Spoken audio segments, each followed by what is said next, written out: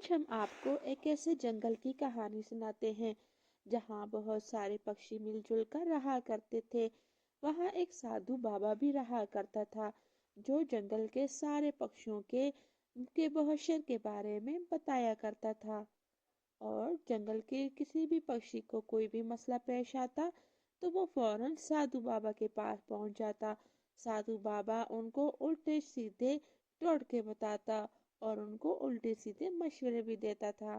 اسی طرح جنگل کے سارے پکشی خوش بھی تھے، لیکن وہ سادھو بابا کی کبھی بھی چالاکیوں کو نہیں سمجھ سکتے تھے۔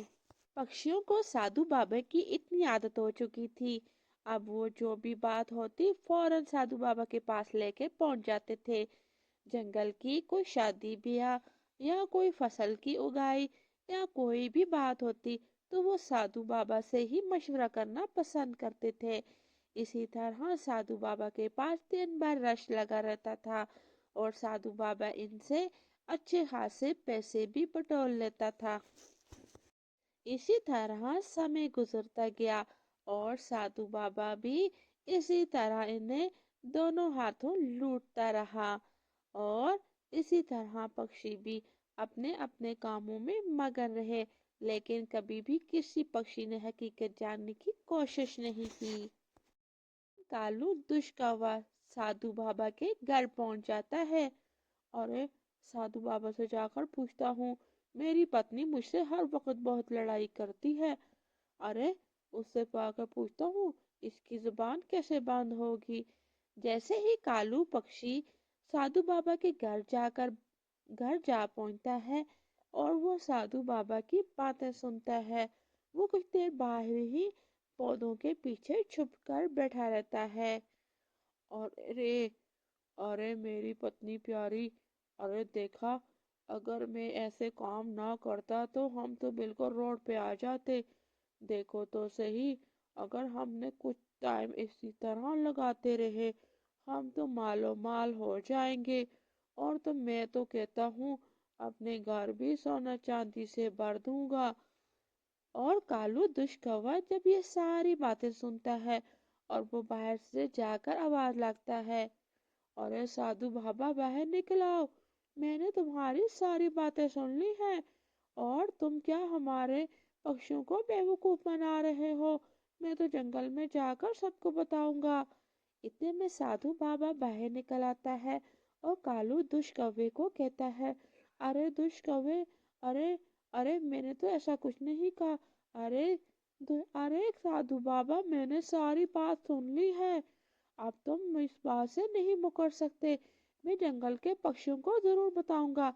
پھر سادھو بابا کالو دشکوے کی منت کرتا ہے، ارے کالو دشکوے تو کسی کو مت بتانا، میں یہ جنگل چھوڑ کر ہی چلنا چاہوں گا۔ ارے یہ کی نا تم نے بات اچھی، ہاں ہاں، تم آج ہی اس جنگل کو چھوڑ کر کسی اور دشا میں جا کر چلے جاؤ، نہیں تو میں سارے پکشیوں کو بتاؤں گا تو وہ پولیس کے حوالے تمہیں کر دیں گے۔ طرح کالو کے ڈر سے سادھو بابا راتوں رات جنگل چھوڑ کر کسی دوسری دشا میں جا کر بسنے لگ جاتے ہیں۔ اسی طرح دن اور رات گزرتے گئے اور پکشیوں کے پاس کوئی بھی ایسا سادھو بابا نہیں رہا تھا۔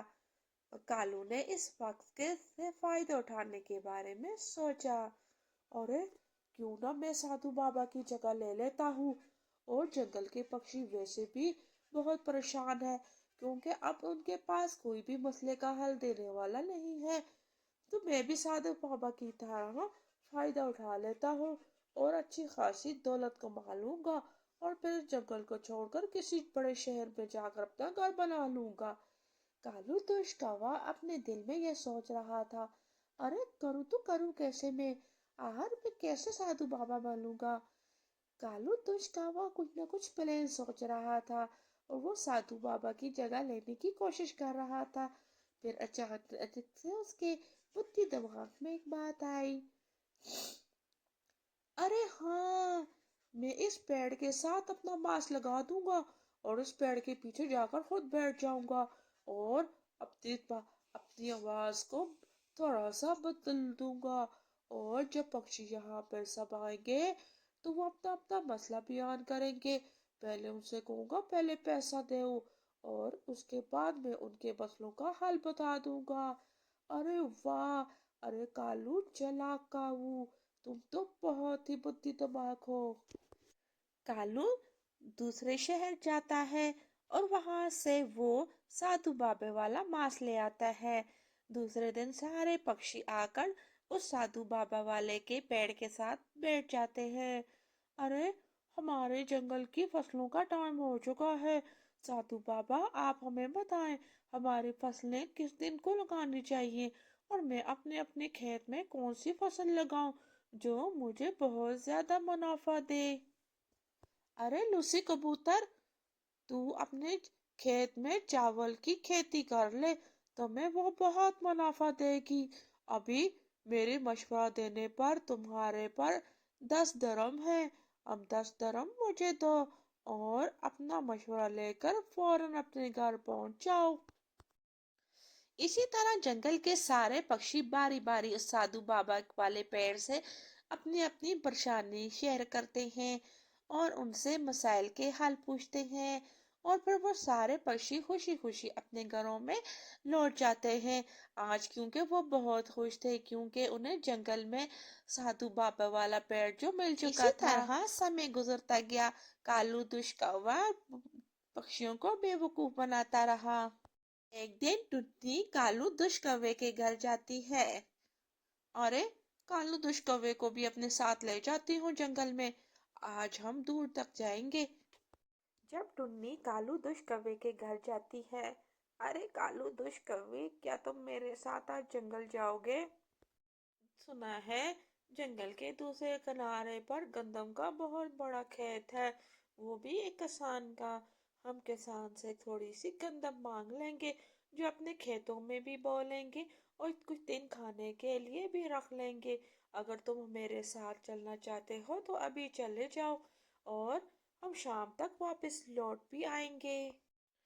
जब टुन्नी कालू दुष्कव्य से बातें कर रही थी, सामने उसकी नजर उस मांस पर जा पड़ती है जो जंगल के दरख्त के साथ लगा होता है, जिसे जंगल के सारे पक्षी साधु बाबा के नाम से जानते थे।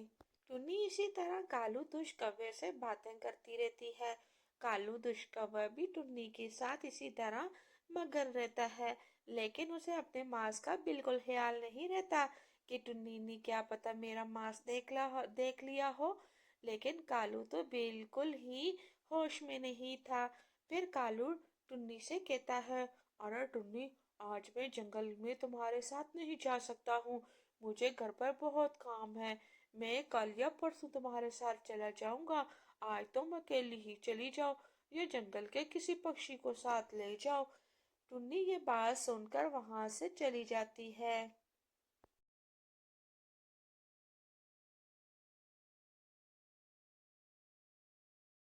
टुन्नी जाकर जंगल के सारे पक्षियों को बता देती है, वो कालू दुष्ट कौवा हमें बेवकूफ बना रहा है, और वो खुद ही साधु बाबा बना हुआ है। मैंने खुद ही इस पेड़ का मांस उस कालू दुष्ट कौवे के घर जाकर देखा है। फिर सारे पक्षी उस साधु बाबा वाले पेड़ के पास आ जाते हैं।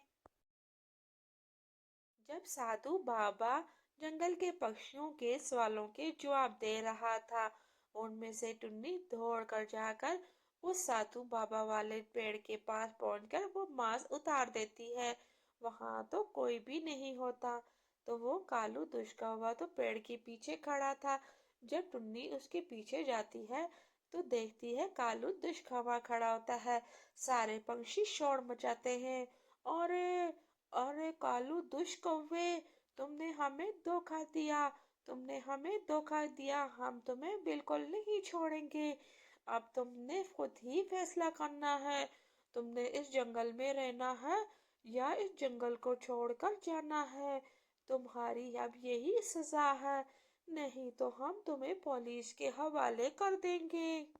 कालू दुष्ट कौवा बहुत डर जाता है। वो जंगल की पक्षियों से माफी मांगता है, लेकिन जंगल के पक्षी उसे माफ नहीं करते। अरे, अरे कालू, तुमने हमें धोखा दिया है, हम तुम्हें कैसे माफ कर सकते हैं? अब तुम्हें इस जंगल को छोड़ना ही होगा, नहीं तो कल तुम किसी और के साथ भी ऐसा कर सकते हो।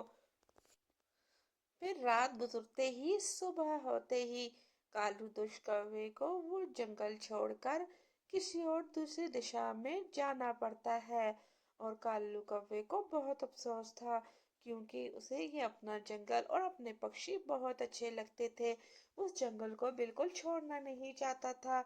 इसी तरह कालू दुष्ट कौवे को उसकी किए की सजा मिल जाती है।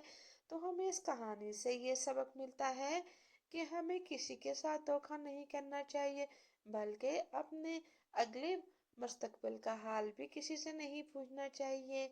तो आज की कहानी अगर आप लोगों को अच्छी लगी तो चैनल को ज़रूर सब्सक्राइब कीजिएगा, बेल आइकॉन को ज़रूर प्रेस करें, ताकि हम आप लोगों के लिए अच्छी अच्छी कहानियाँ लेकर आते रहें।